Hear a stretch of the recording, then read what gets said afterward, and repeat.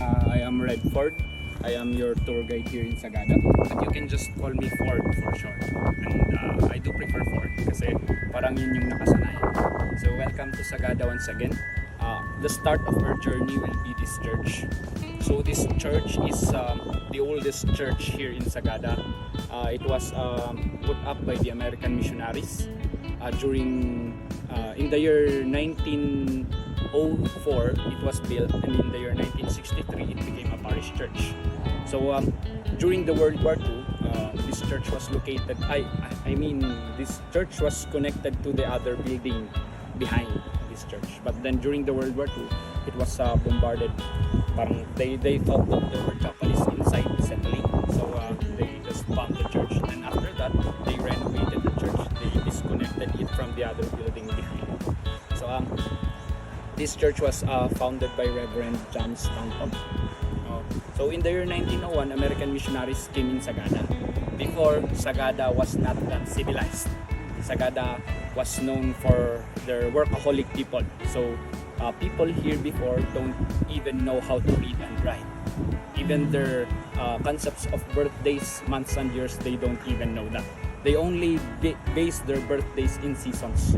For example, if I am born March, it's the season for summer, like that. Yeah, tag-init, or yeah, that child was born during the hot season.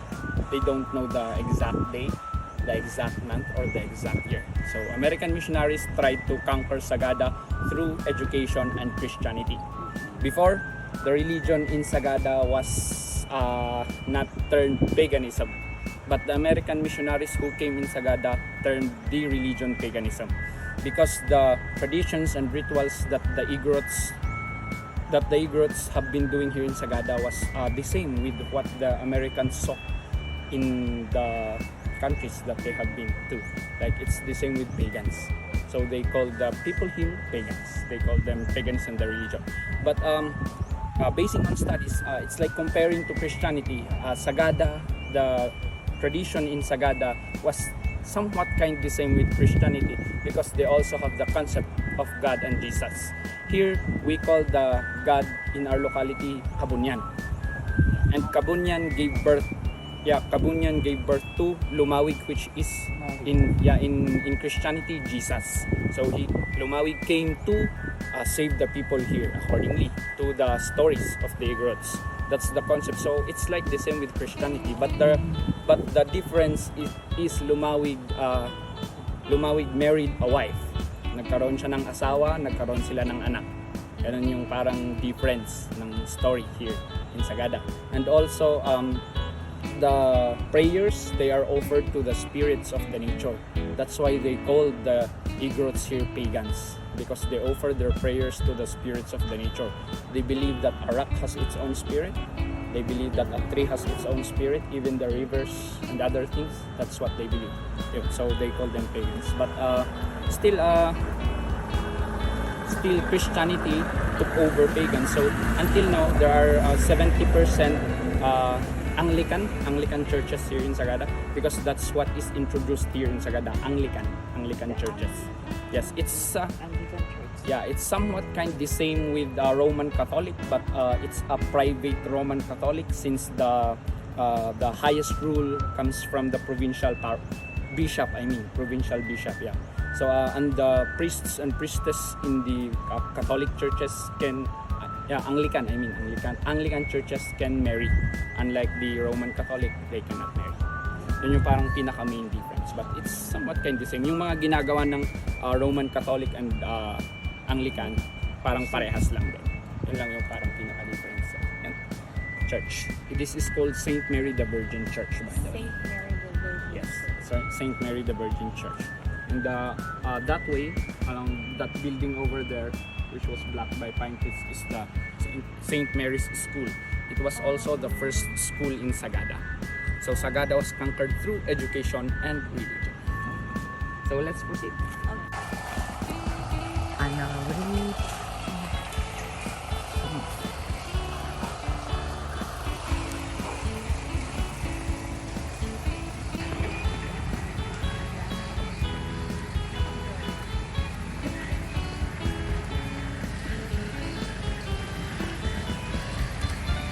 Okay, the dog is fast. The dog is faster.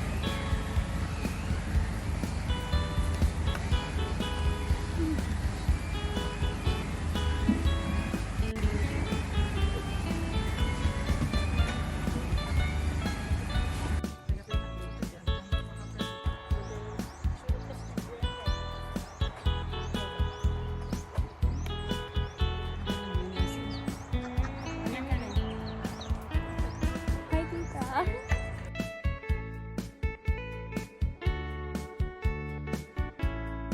So since this is a public cemetery, lahat po ng nililibing po dito, libre po, wala pong bayad. This area was donated by a local here in Sagada to be used for the American missionaries also who established the cemetery. So while we go on top, makita nyo na there is a similarity between the American cemetery and the cemetery here in Sagada, because the cemetery of Sagada was based on American cemetery since Americans were the ones who introduced. Before, the way of sending of the dead bodies was just putting them in a coffin and put them in a cave or in a small hole or something like shaded area, something like that, because they believe that when a person dies, the spirit of that person will not go in heaven or in hell. The spirit of that person will still stay within the nature itself. So yun, they don't bury them. The American missionaries saw that kind of tradition, and they saw it was unsanitary since before there was no formalin. So there will be bad odor on the spots where they put the cadaver or put the coffins. So they introduced the burying of the dead people. The Igorots here in Sagada did not adapt abruptly the burying. Only in the year 1945, just after World War II, when they first buried a man in Sagada, and it's in that area. Well, no one knows where it was buried, but accordingly, it's in this area along the way. So, in that they more people came to adopt the burying than just putting them in holes or in caves.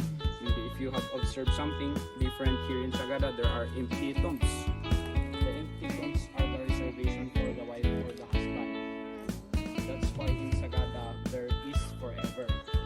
Kasi hindi sila naghihiwalay kahit patay na magkasama kayo.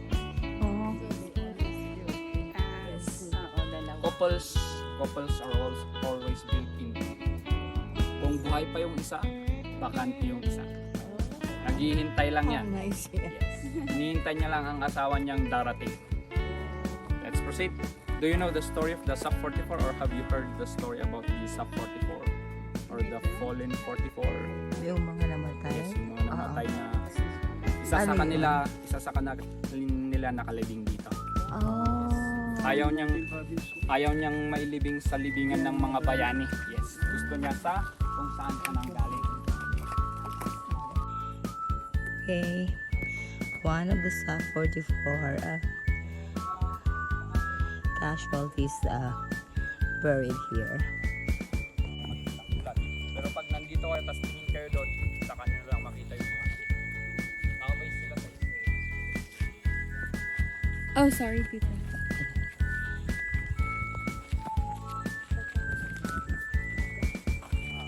Dumang was the first barangay in Sagada.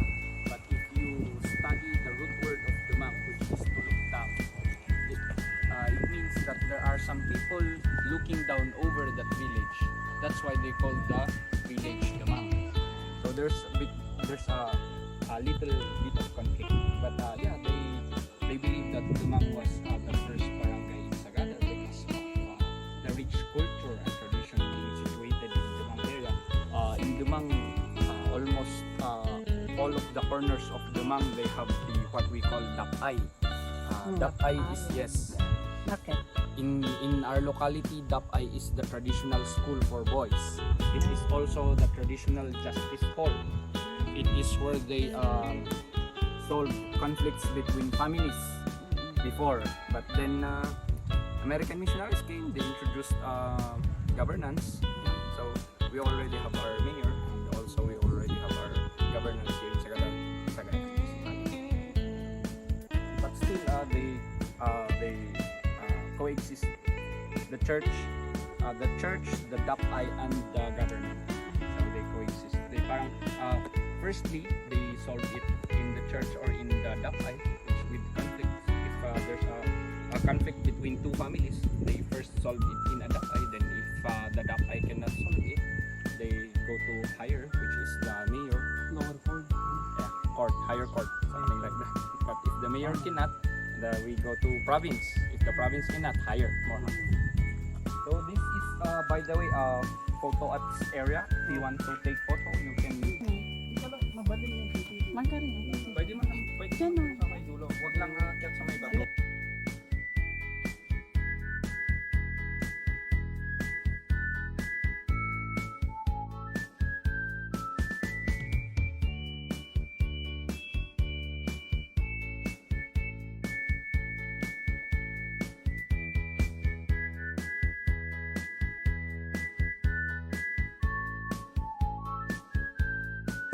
Oceanic plate and then the continental plate. Since the continental plate is heavier than the oceanic plate, it pushes down. Then the oceanic plate rises up. Accordingly, when the oceanic plate rises up, all of the remains in the oceanic plate also rises up. That's why we can see some rocks, limestones. And another theory is after the flood, Noah's Ark in the Bible, it might be possible that during the flood, after the flood, some other parts of the sea or the ocean also subsided.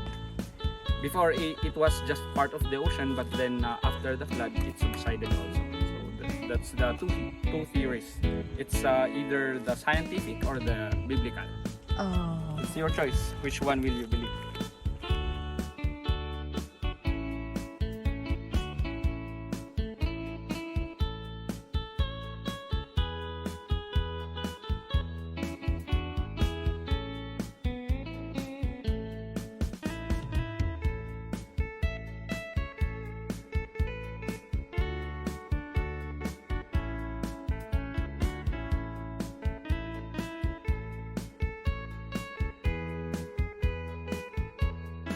Itong area na to is actually the traditional cemetery. Itong buong valley na to. Valley is a place between two mountains. And the walls of the mountains, both the walls of the mountains, they put the coffins with the dead body inside. It's the traditional cemetery. That's why this place is considered a sacred place. And before pandemic strikes, here at the top of the mountain or at the part where we can see the hanging coffins, pwedeng sumigaw ang mga tao or Dito? yes, doon sa taas dati. Pero ngayon pinagbawal kasi considered na sacred place ang area na to. Opo. Pwede po mang mag-picture sa loob, sir? Loob ng Coffin? Cave? loob ng cave. Po? Opo. Pwede naman. Okay. Kasi Magki-cave baka... Ay, Ayun sa hindi small. yes. Pwede. Meron dito sa area na to sa left side. Pag akyatin natin, meron parang small cave na may mga coffins din. Nakalabas na rin yung mga bones, some bones are exposed. Pero kailangan mong akyatin. Itong daan na to. Opo. Pero yung pupuntahan kasi natin hindi cave eh. Opo.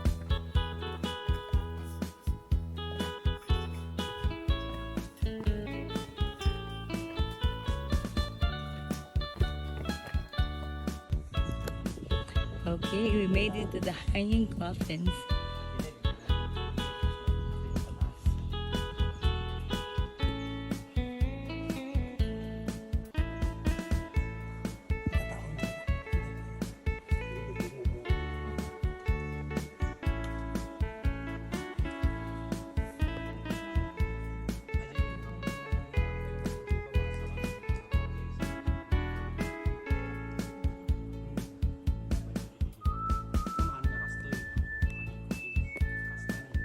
During the week, kapag inaabot siya ng isang linggo or ng 3 araw, usually sa last day ng lamay or the last day of the week, pinapaupo siya sa isang silya yung namatay.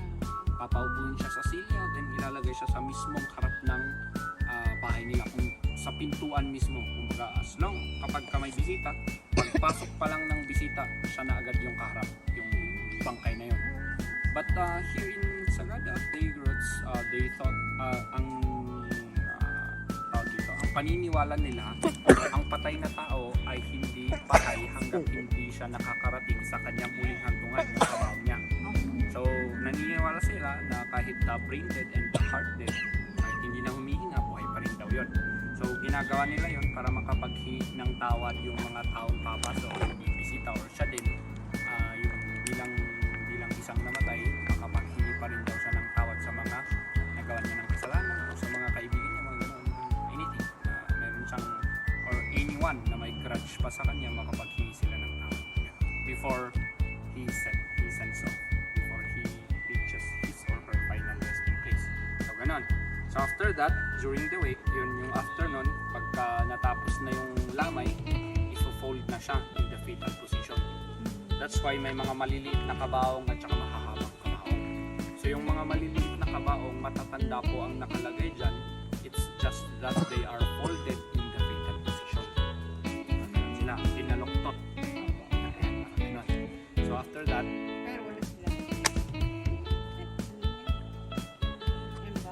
wala po. Kasi pag nalagyan ng formalin ng tao, titigas na yan. Hindi na yan ma-fold. That's why. So, ayun. Tapos, early in the morning, ihahanda muna ang kabaong. Wala pong kasamang bangkay. Kabaong lang yung nandyan. So, open lang yung kabaong, naghihintay sa bangkay. Afternoon naman, around 1 p.m., bubuhatin na siya ng mga tao. Parang basketball pinag-aagawan. Dadalhin. So, ang story kung bakit nila pinag-aagawan yung bangkay is since yung bangkay walang formalin, no? Meron pang tumutulo sa katawan niyan. May mga bodily fluids pang yan. So, kapag ka daw napatakan ka ng bodily fluids ng bangkay, magkakaroon ka daw ng swerte. That's why pinag-aagawan yun. Para sila yung mapatakan. Pero yung first ng magmula sa bahay pa lang, ang mauunang magbubuhat is yung mga anak ng namatay. Mauna sa first child hanggang sa last child. Usually ganun yung ginagawa. Then after that, pag natapos na yung family, doon na yung time na magiging basketball na agawan. Wow. And another story, yung mga ladies hanggang doon lang sa may viewpoint. Doon sa Pag ladies. Ladies. Yung malalaki lang yung pwedeng bumaba dito. They believe that ladies are clumsy. And when things go wrong during the ritual, kailangan ulitin, ibalik sa bahay. Sisimulan ulit yung ritual. And the ritual takes about 21 pigs and 10 chickens to butcher. 21 pigs Yes. and 10 chickens. 21 pigs. Kaya pag nagkamali sila dito, kahit konting kamali lang, ibabalik sa bahay, kakatayin ulit yung 21 pigs. Ano siya yun? Wow.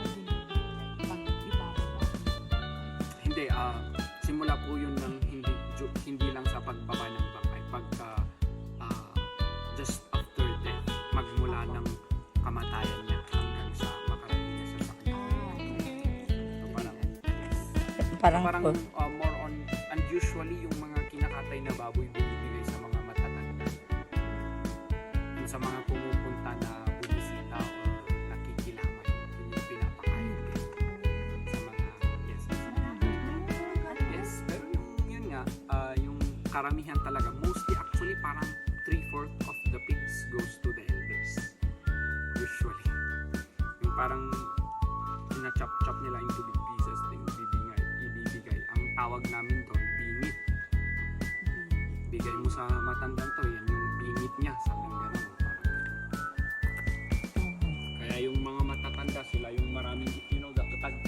Oo, itag ba? Katag smoked meat, smoked pork meat. Kaya yung mga matatanda, sila yung maraming gano'n, kasi sila palagi yung nabibigyan. Yes. Preserve niya asin. Asin and smoking. Limestones hanging. Ang tawag sa limestones na hanging. Stalactite.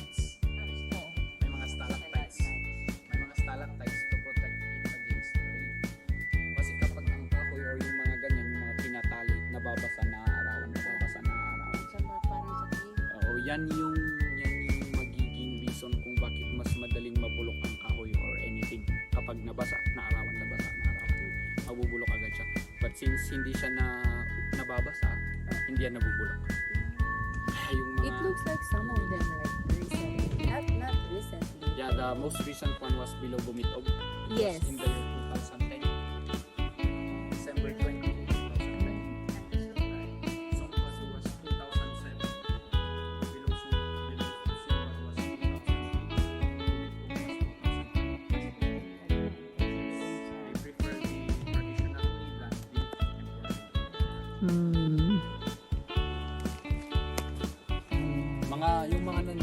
yung mga nandyan din kasi talagang sobrang tatanda na. Mostly around 70 plus years old or more.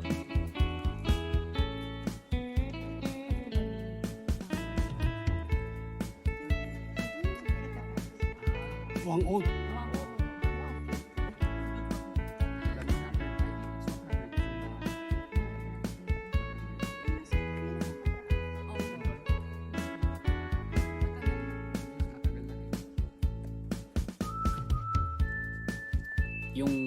Yung kaluluto nilang rice na inoffer nila sa mga spirits, the next day kinaumagahan, nasira na agad kasi daw nakain na ng pumunta. So yung parang yung paniniwala nila, kahit yung kumbaga kagabi linuto mo lang, kinaumagahan sira na. Yun Kami yung naman paniniwala. Ilocano is, di ba, nag-alay ka ng, ano ba yan, yung bigot, yung marangkit, Oo. na walang kwandang, walang asukal. Mm. Ganun. Tapos nag-atang. Mm. Ngayon, pag umaga naman, langgam na maliliit na rin. Oo. That means daw sa amin, mayroon mga pumunta. Mayroong pumunta. Oo, yan. Special. Iba din sa inyo.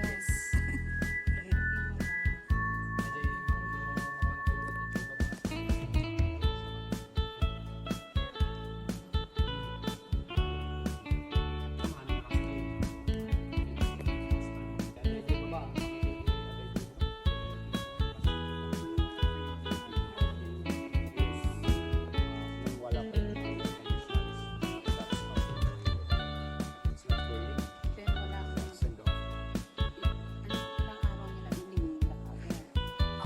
Usually hindi.